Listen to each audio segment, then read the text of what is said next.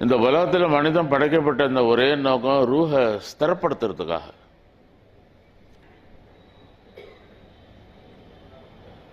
ஏனென்றால் இது அல்லாஹ்வுடைய ஒரு அமானிதமாக இருக்கும்.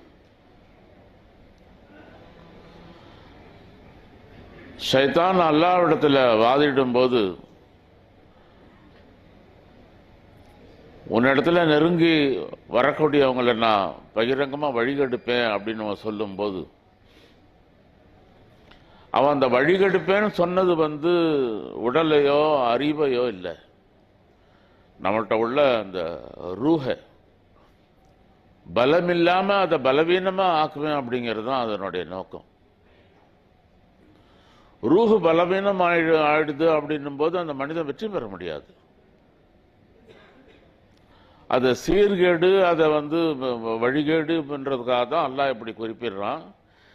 யாரெல்லாம் நீங்க ஜிக்ரை விட்டு விலகிடுவீங்களோ நீங்க பகிரங்க வழிகேட்டில் இருக்கிறதா அல்லாஹ் குறிப்பிடுறான்.